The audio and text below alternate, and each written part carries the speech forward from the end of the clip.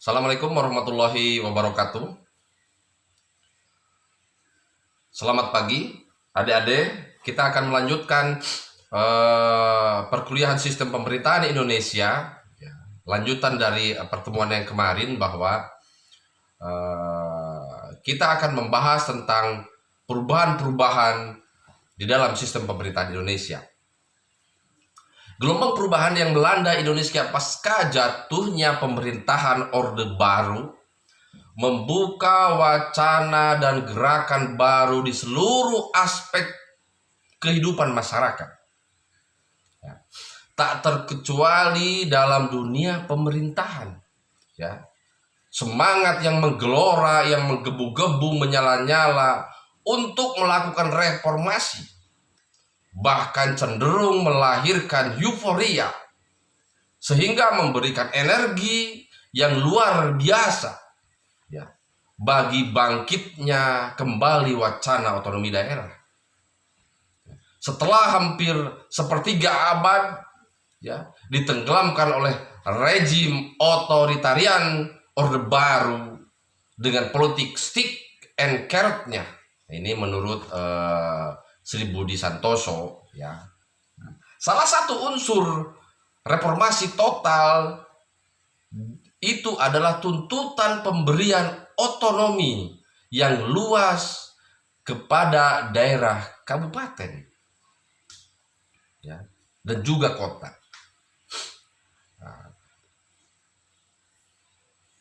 Mas Diat Mo menyatakan bahwa tuntutan seperti itu adalah sangat wajar,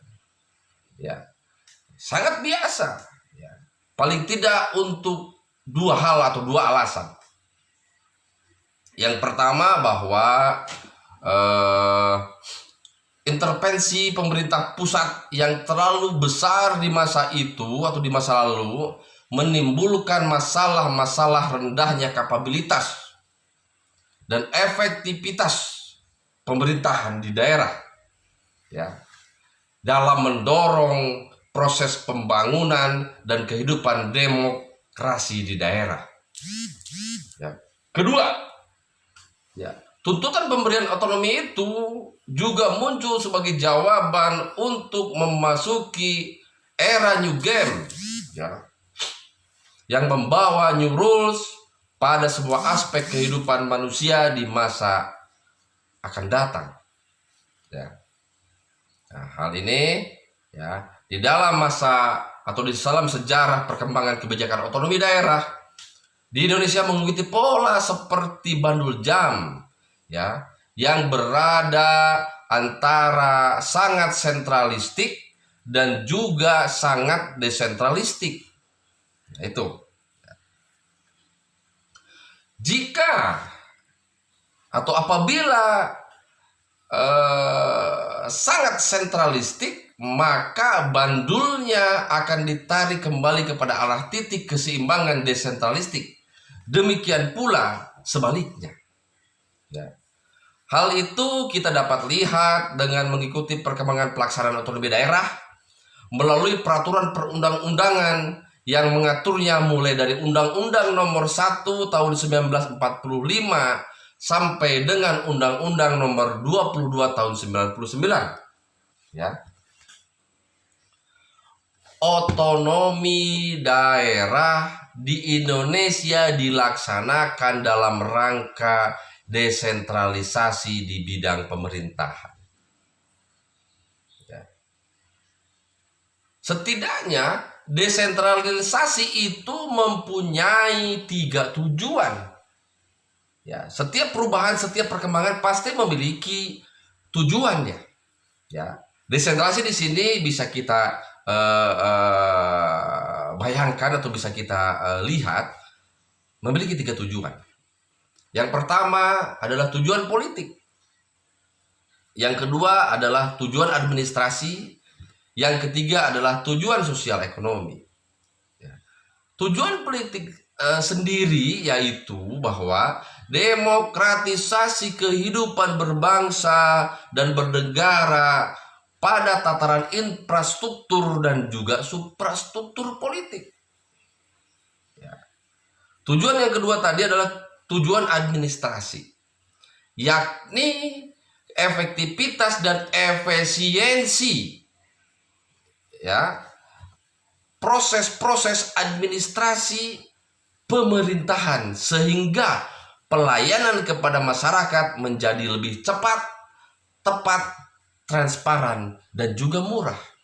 Nah, makanya dulu ada pergeseran, ya dulu kita sering dilayani oleh masyarakat, sekarang kita berubah bahwa kita merupakan pelayan dari masyarakat.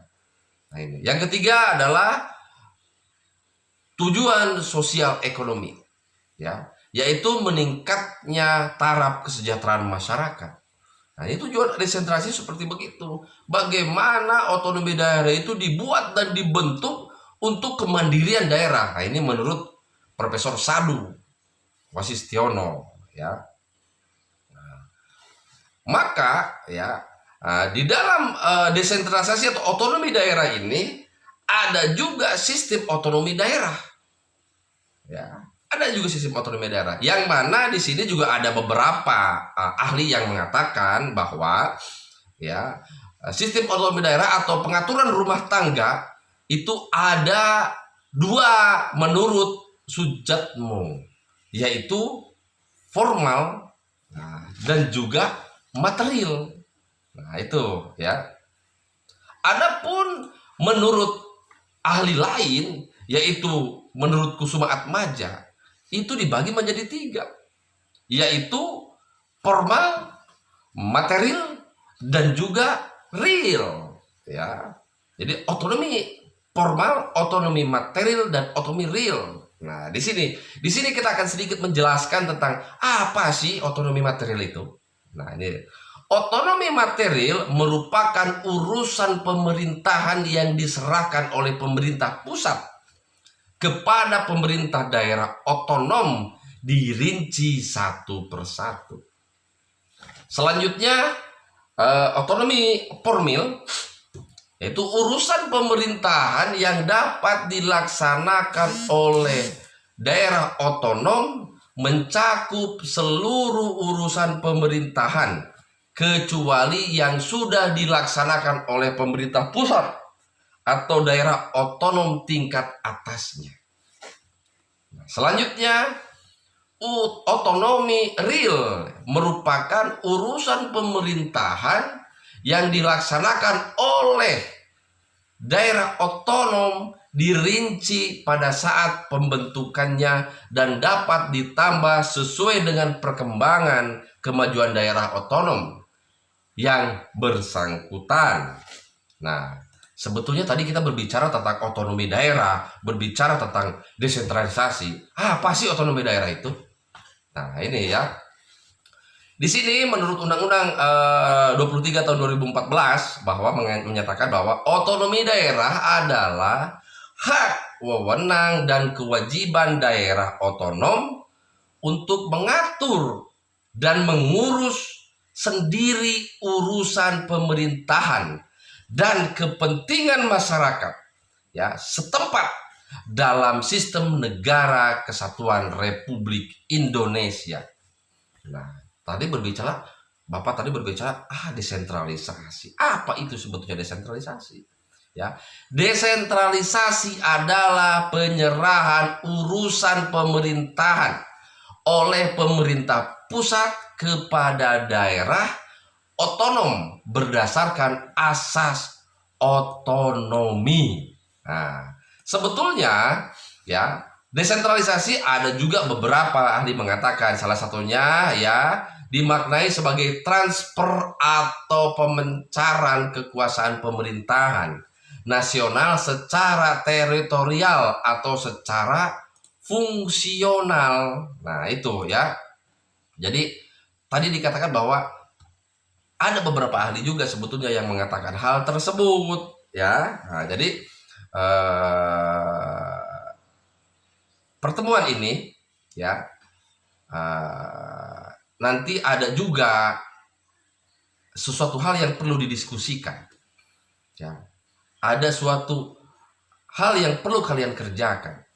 Yang pertama, bahwa Undang-Undang nomor 23 tahun 2014 menggunakan sistem otonomi apa?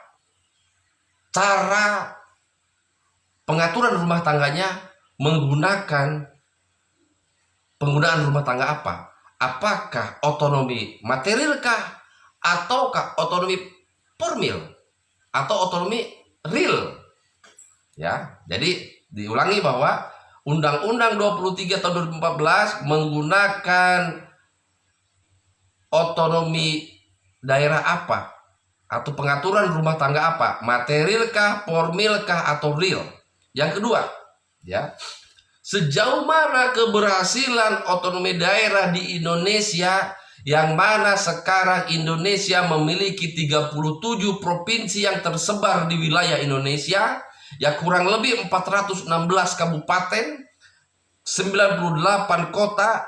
Jika dilihat kemajuan kemandirian daerah, apakah dengan munculnya desentralisasi atau otonomi daerah itu berhasil atau tidak? Ya, tolong saudara jelaskan dan berikan penjelasan itu di komentar. Ya, terima kasih.